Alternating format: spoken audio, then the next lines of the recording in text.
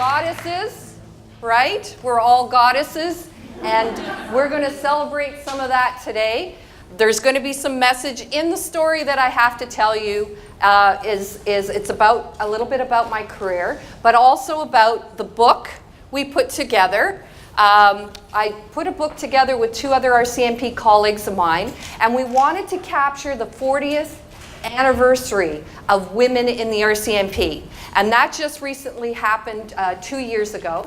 And so we wanted to gather stories from right across Canada, from Nova Scotia, in the Maritimes, all the way to British Columbia, all the way up to Nunavut. So there's stories from the RCMP police officers, women officers, in all of these locations doing a varied works. Some are with the Marine unit, some are with the bomb unit, some are with the international peacekeeping. I don't know if you know, but the RCMP is also involved internationally in peacekeeping missions. So there's stories from the women who are involved in that.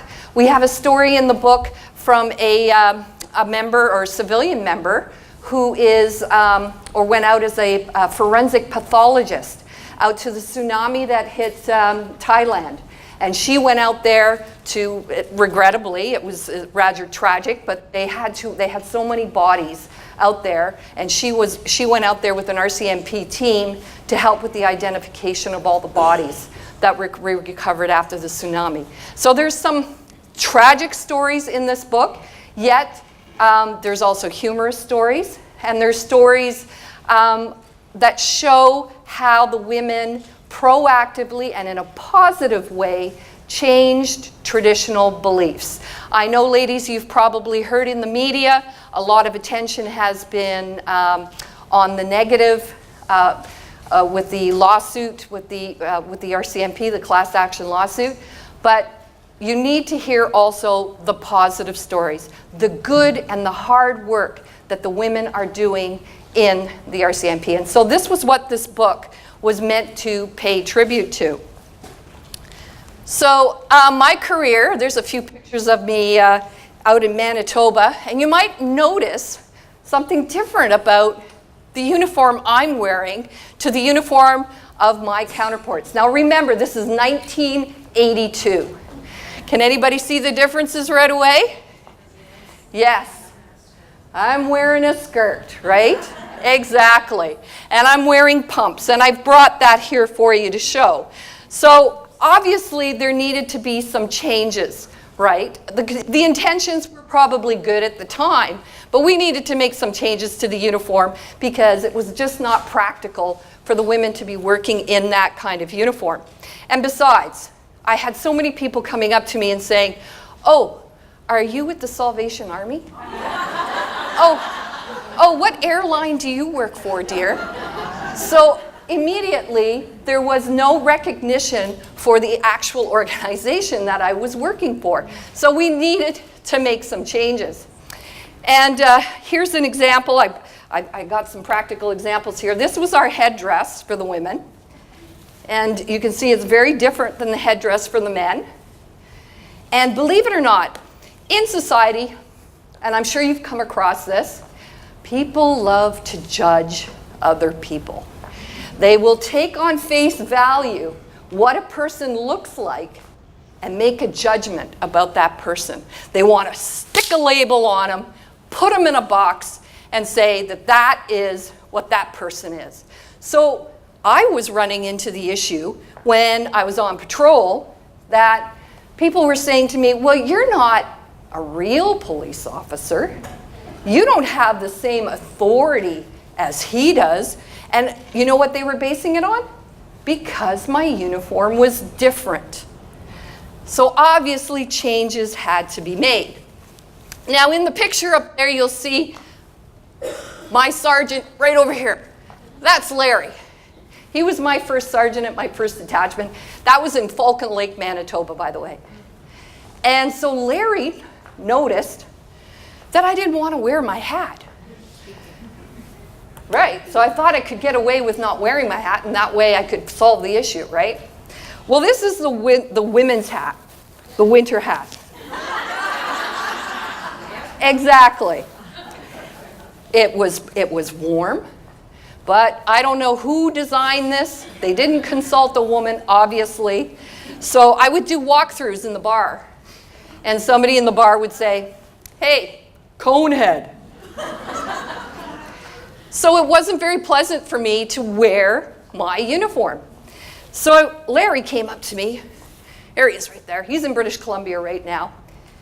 He looks at me and he comes up to me and says, "Reg, you're not wearing your headdress. What's going on?" I says, "Larry, would you wear it?" Exactly. You know what he did? He went into his detachment. He lived right next door to the detachment. He went into his house. He got me his spare forage cap, his spare winter hat, and he gave me the male issue. And he says, "Wear this." This was years before the policy was in place that the women had the authority to wear the male issue. So what was that man to me? Hero. He was a hero, a forward-thinking male champion. And they are out there, ladies. They are out there. Sometimes it's a little harder to find them, but they are out there, and you've got to seek them out because they are out there. So the book talks about, and that's one of the stories actually in the book that I wrote, and I wanted to honor him because he had the vision, the forward thinking to realize that that was a discrimination and that I was not being given the proper recognition, right? So you have to find these male champions, lady. They are out there. And I've come across many male champions. And there's some male champions I hope that came back. I can't see them in the room at the minute. But, you know, I have to compliment these guys that come to these events because I know what it feels like to go into a course or go into a building or go into a detachment and I'm the only woman in the room. And that's how I began my career. I had thought at 19, women have done it all. I get to my detachment, they'd never seen a woman in uniform. They never worked with a female officer before. The community I was in had never seen a female officer. So you can well imagine the microscope I all of a sudden found myself in. So, you know, having to overcome that and just taking it day by day, because many people have said to me, "Well, how did you deal with that? Oh my God." And you know, I was the kind of person, I guess, and I said to myself, well, you know, I can either curl up in a ball and die, or I can get out there and prove them wrong. And it's a constant issue that we do have as women, because I know any one of you in here can write a book about being underestimated. Any of us. And again, it's a visual thing. Oh, she's tiny. She's not strong enough. So these are the things that you have to overcome. So this book, like I said, recognizes that. On this middle picture here, I had the pleasure of also doing the musical ride training in Ottawa. So my career, I mean, if somebody had told me when I started out that I would do all these exciting things and I would travel the world for investigations, I would have said, "You're crazy." But I tell you, it's been a career that I'm very proud of, despite the challenges. I choose not to focus on the negative. I choose to focus on the positives.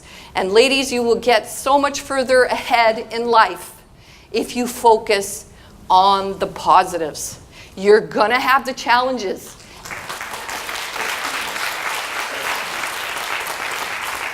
You're gonna have those challenges. And when you're faced with those challenges, you can, deal with it directly, but sometimes dealing with it directly, as many probably even know, can get pretty ugly, right? So I learned to go around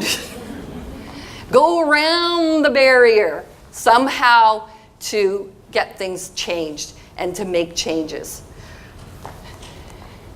So these are some of the girls. These are pictures of the actual contributors to the book. This gal here was in the first female troop back in 1975, Troop 17. And like I said, the book is a tribute to the first troop that went through training.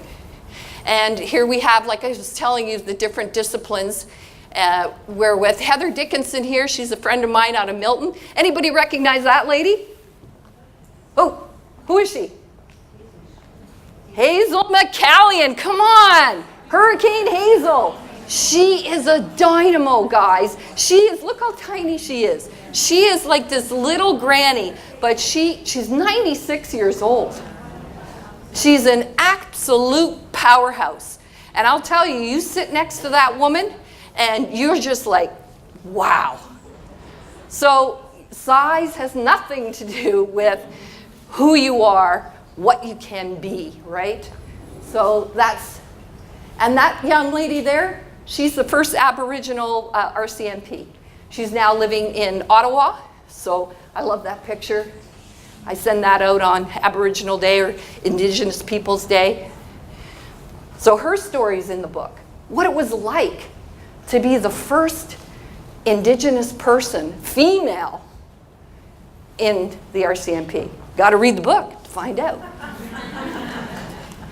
So here's some more of the gals. Here's a young gal here. She's up in Nunavut. Anybody know where Nunavut is? Yeah. Do you see how small she is?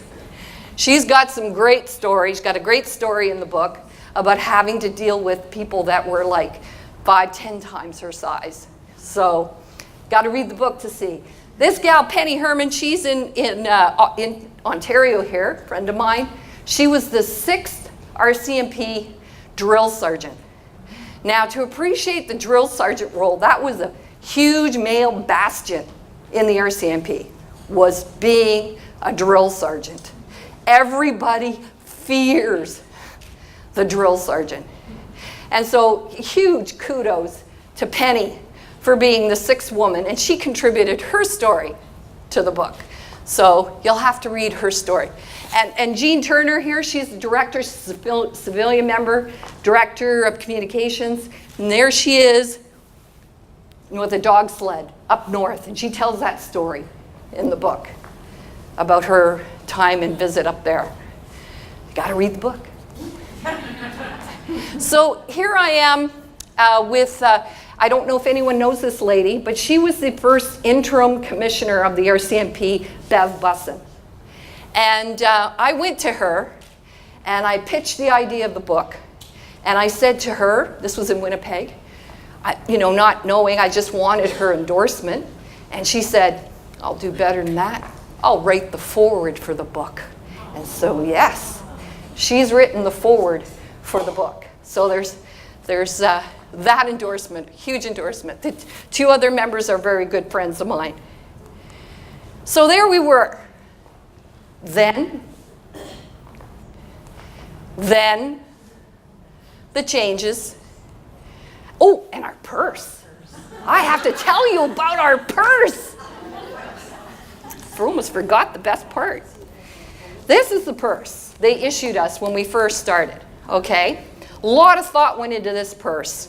It's even got in here, you can take a closer look outside, but it's got a spot to put the bullets, it's got a spot to put the gun, it's got a spot to put your handcuffs. Yeah.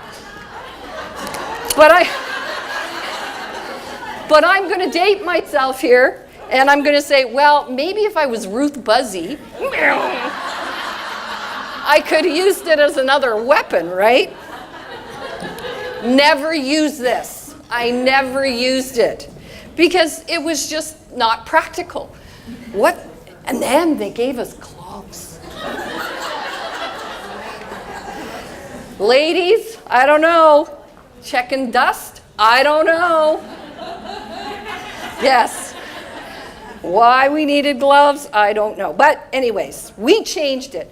But we didn't officially get the same uniform, and this is my uniform here, till 1994.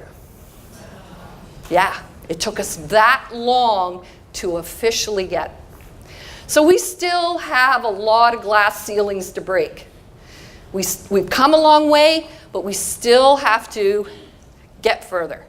So that's what I'd like to encourage all women out there, whatever field you are in, because it's not exclusive to policing, it's not exclusive to the corporate world, it's not exclusive to certain communities, it's everywhere in some shape or form, and you're gonna come across it. So reading the book might help with how you can use humor to get past some of these situations. And you'll read about stories about how the female members used humor. I know you're thinking, how humor? How can you use humor? Well, humor is a huge tool that you can use to make somebody come around to your way of thinking in a positive way, right? So I'm not going to give up all the secrets of the book. You have to read the book. Damn. So yeah. So the purse, I love the purse. I keep it, I'll always keep it. They'll bury me in it, I think, because I think it's too good. So here's Troop 17. Look at those ties. I don't know what the heck they were thinking. But that's the actual first troop that went through Depot. So now, here we are. We have women, and I just was informed, the musical ride, that's Chris Mackey. She was the first female corporal riding master, another male bastion in musical ride. She's the first female instructor at the musical ride. Now the musical ride, if you get a chance to see it, you just got to go on the website and Google it. We're going all over Ontario, going all over BC, go to the shows. 50% of the musical ride is made up of women. Yes. Yes. So we're getting there. Little baby steps, little victories. We're getting there. But we can't give up the ghost, right? We've got to keep plugging at it. Now here, this picture here in the center, I'm with this outstanding group of women police officers from all policing agencies across Ontario, because I'm the board of trustees for the Ontario Women in Law Enforcement. And so we network amongst our female officers on female issues, women's concerns, to try to get our organizations to make changes, to give us training, to give us a networking opportunity. So there I am with them. So I don't miss out on, there's Penny up there. She's in charge. I don't know if anybody was at the Pan Am Games when they came out with the big Canadian flag. I don't know if you noticed, but that was a woman leading the Canadian flag, and that was my friend, Penny Herman. So, now we're going to get serious. And the reason I show these pictures, because not very many people know this, these women, since the 40 years we've been in, women have been in the RCMP, they gave the absolute ultimate sacrifice. They all died in the line of duty. And this is why I come out and go to presentations. It's in their honor to keep going. They didn't give up, and neither should we. It's hard. It's very hard. But we have to honor those, and that's what I do. I honor these women. Sarah Beckett was the last female officer killed in British Columbia. She just came off of maternity leave. She left behind 2 young babies. Yeah. It still chokes me up because, you know, I have 2 sons of my own. And I remember my son saying to me, "Mommy, don't go to work." Because they were worried. And a lot of people don't understand, as police officers, we have families. We have children. But yet, we put that aside and go out every day into the community to keep it safe. So, this book is to honor and has been attributed to these 6 ladies here and all those that sacrifice to protect their communities. So on now a more lighter note, I don't know if anyone knows, but the RCMP has its first official female commissioner, Brenda Lucky. She just came into office and was sworn here not too long ago. So that is a huge deal for the RCMP organization, because we realize that a culture change has to happen within the RCMP. And God knows this woman has one hell of a job on her hands, because there are so many issues that have to be addressed. So I'm rooting for her, and I'm behind her 100%. So what's important for you ladies here today is surrounding yourself with mentors. I can't say how important it is to find other women, and yes, male champions out there who are there to support you. Someone you can go to bounce off concerns. Someone that you can go for guidance. Surround yourself with like-minded individuals who can help you, give you good advice. So here are some of the ladies. I don't know if you know the Barrie Police Chief, Kimberly Greenwood. Former OPP Commissioner, Gwen Boniface, who's now a senator and a member of Parliament in Ottawa. And, my friend Hazel. Love that lady. Love that lady. So surround yourself with those mentors, ladies. I can't emphasize, don't go it alone. Find these people, seek them out. And the other important thing I want to stress today is I see far too many women putting down other women. There is a special place in hell for those ladies.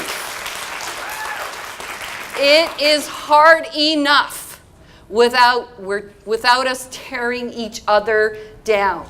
We've got to network better. We got to support each other better. And that's the only way we're going to get ahead, is if we do that. So get over yourselves if that's part of your thing, because you've got to start supporting each other. Okay. Did you know you had superpowers? Yeah? Did you? Of course we did. The problem is not enough emphasis have been put on these superpowers, okay? Superpowers might mean respect, okay? In the book is another story I've contributed. I had to go to the local store. There was a theft. I get there, see the manager. He takes me to where the shoes and boots are.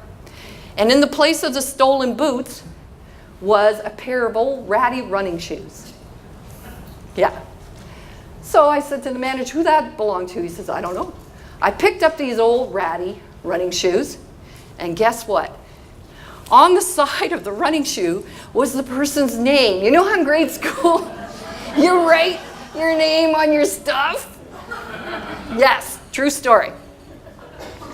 The name on that running shoe was the meanest, the baddest. We called him the cop fighter in town. The last time we had to arrest this individual, it took 4 of us to get him in the police car, and he kicked out the side mirror window on the car. That's how violent this guy was, especially when he was drinking, especially. So here I'm thinking, I know where he lives, of course. And I'm thinking, okay, it's Sunday morning. Hungover, maybe, would be good. So I call telecoms and I say, I'm going over to his place. Telecom says, do you want backup? I said, no, let's wait. I'll just go up to the door, first off, see if he's home. I'm not going to call for backup and there's not even anybody there, right? So I get to the house, I pound on the door, come in. So I go in to the foyer. Soon as I walk in the foyer is all these shoes and boots. And guess what was there? The brand new boots, right? But the problem was they weren't on the suspect. So there were actually 5 guys sitting in the kitchen. big guys. They were sitting in the kitchen. So now it's 5-1. Okay, so here I'm thinking, yeah, you're thinking, holy shit. Now what? So, thinking quick on my feet, I said to, the first name I can say is Wesley. So Wesley, I need to talk to you. Now the other guys at the table were right away, oh, he's gonna get some. I didn't care. If I could get him to come with me peaceably, I said, I need to talk to you in the police car. He says, yup. All his friends were patting. They're like, oh yeah, go, go, go, buddy. I'm like, yeah, go, go, go, go, buddy. Follow me. And he puts on the stolen boots. And he keeps following me to the police car. I open the door. He gets in. I close the door. And in police cars, they automatically lock. Once they're in the back, you can't open them.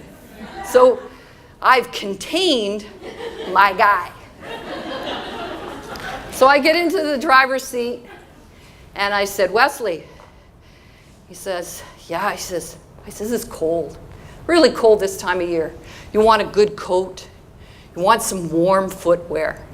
And all of a sudden, in the back, he goes, oh no, you got me. And I said, yes, Wesley, I know you stole the boots. Yeah, I stole the boots. I said, okay, Wesley, this is what's going to happen. You're under arrest. I'm going to take you back to the detachment. I have to give you some papers so you can appear in court the following day or whenever it was. So you're going to have to come back with me. He says, oh, okay.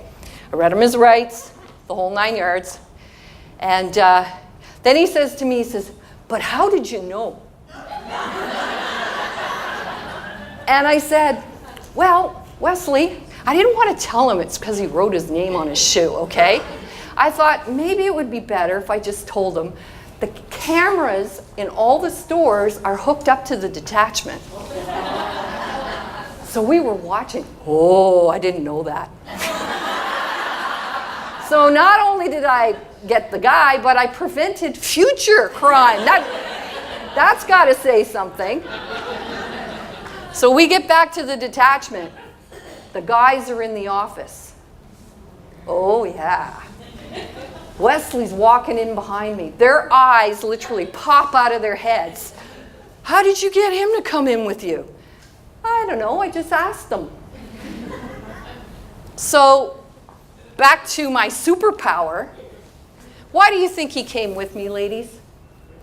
First thing on the superpower list, respect. No matter the most heinous crimes I came across, I always dealt with people in the most respectful way.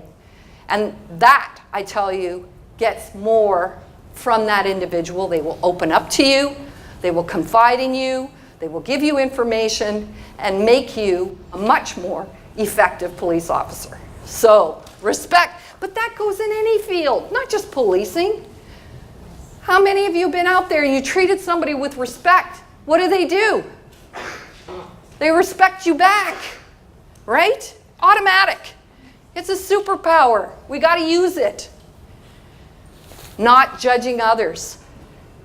Think about, before you speak, think about what's going on in your brain, that talk that goes on in that head of yours. When you meet somebody that says, oh my God, this person's a wacko, or whatever it might be. You don't know what that person's been through. You have not walked in that person's shoes. You don't know what they're dealing with in life. So think about that before you make your judgments. Okay? It'll help you give that respect.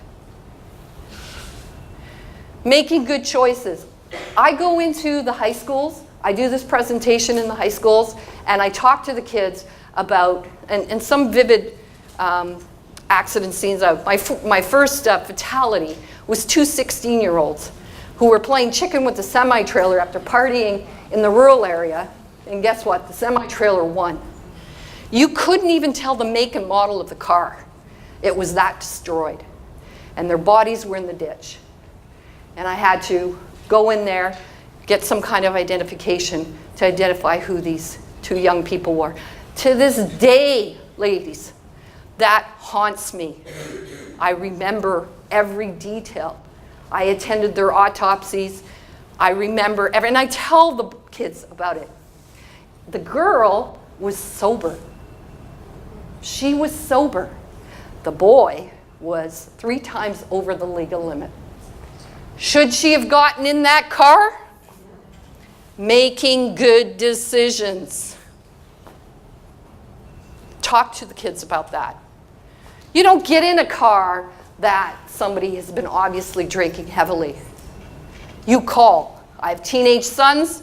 They call me at 3, 2 o'clock in the morning. I am there. They tell me, oh, we'll call a taxi. I said, no, you're not calling a taxi because I am there. So, helping them make good decisions, keeping the communication open with your kids, with anyone. Communication, women, we are good communicators.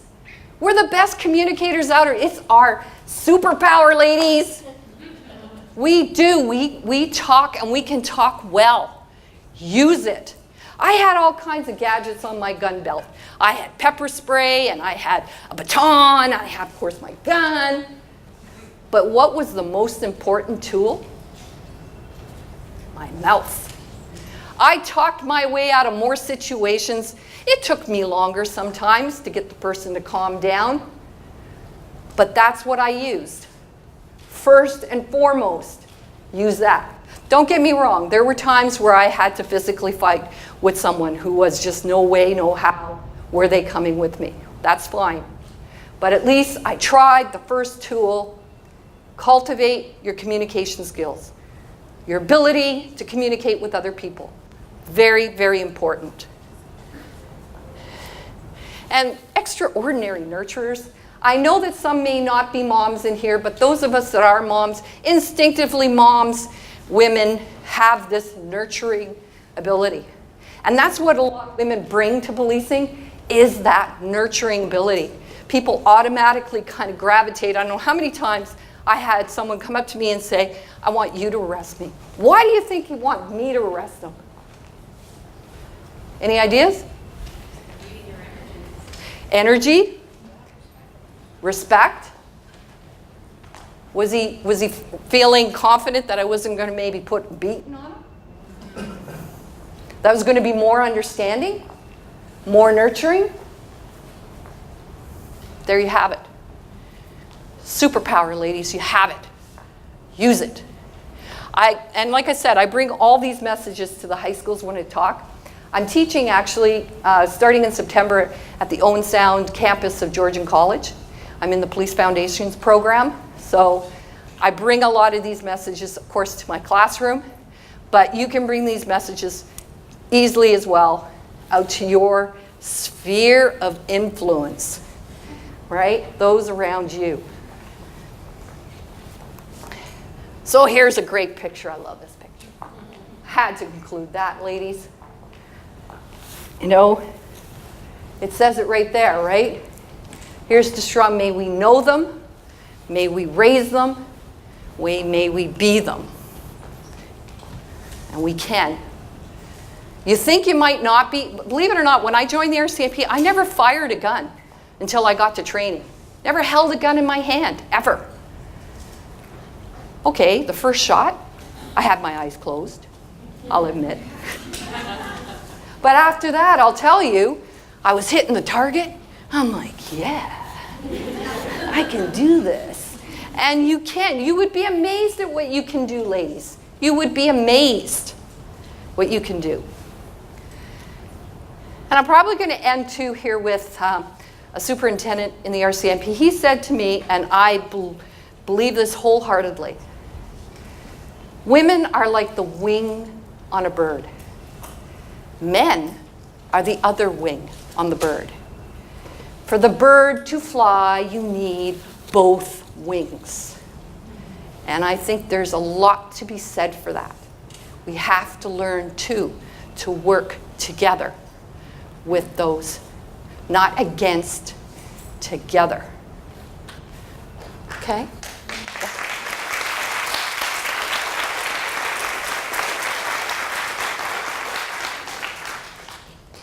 So here, perspective. You get the perspective? The bathroom sign is always looking like it looks like a skirt. It's not a skirt.